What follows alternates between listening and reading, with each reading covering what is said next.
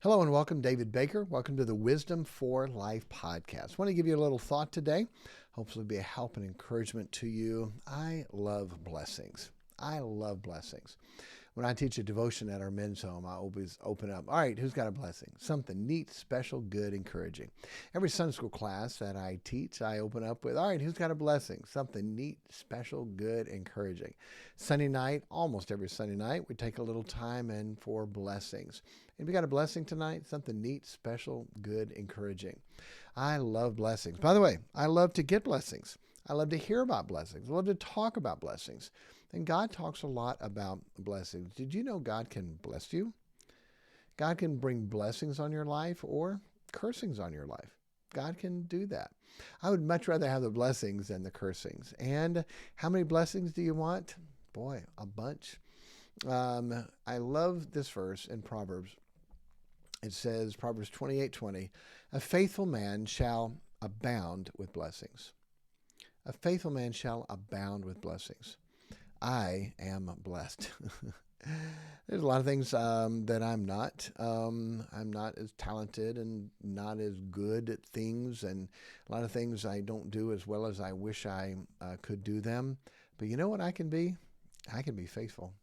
And a faithful man shall abound with blessings.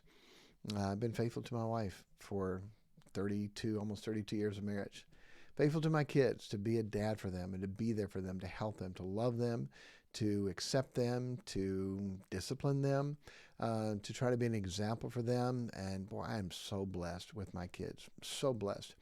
I'm blessed, 8 beautiful, wonderful, sweet, healthy grandchildren. So blessed. I'm blessed. My mom and dad, I get to be their pastor for the last 26, 27 years, to be my mom and dad's pastor. We joke and say, hey, they yelled at me for all those years. Now I get to yell at them every week. And we have such a great relationship and friendship. It is such a blessing. And boy, I'm just so blessed to have a sweet, wonderful, beautiful wife who loves me, and to enjoy and live life together is incredible. So blessed. Where does that come from? A faithful man shall abound with blessings. There are a lot of opportunities to go away from the book. A lot of opportunities to go away from God. A lot of opportunities to do my own thing and go my own direction. But a faithful man shall abound with blessings. When we graduated from college, one of the things the college president would tell us about loyalty and faithfulness. And even a cur dog can be loyal and can be faithful. That dog is faithful. He's a friend and a friend and a friend. And we can be that way, to be faithful. People may not like everything I believe or stand on or do, but you know what? It's been, 33 years of believing, doing, living the same thing. Pastoring almost 30 years, believing, living, doing the same thing. A faithful man shall abound with blessings. Hey, how faithful are you? Well, yeah, I'm faithful most of the time. You think about this. If you were faithful to your wife most of the time, would that be a good thing? Yeah, honey, I've been faithful to you most of our marriage. How's that going to go? Okay. In college, we worked on a soul winning bus with Dr. Carl Laurent, and every week we'd go to Cook County Hospital and get to win people to Christ. It was an amazing place. And they had a faithfulness award every year. And I think you could miss 2 weeks and still get the faithfulness award. And I used to joke with them, really? Is that faithful? If I'm faithful to my wife every week except 2, would I get a faithfulness award from her? Faithful is faithful all the time. And none of us are perfect. We all sin. But to be able to keep on going and serving and doing the things that God wants us to do are really a big deal.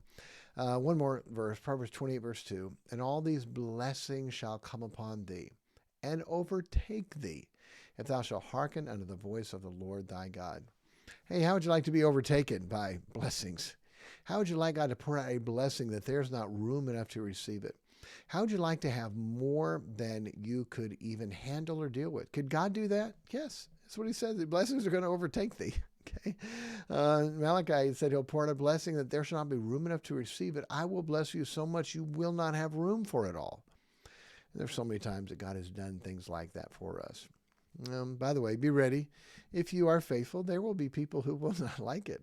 It's amazing in the stage of life where we're in right now and how blessed we are And this thing I'm doing with politics, one of the consistent criticisms from everybody that is upset and trying to destroy me right now, they're upset over my blessings.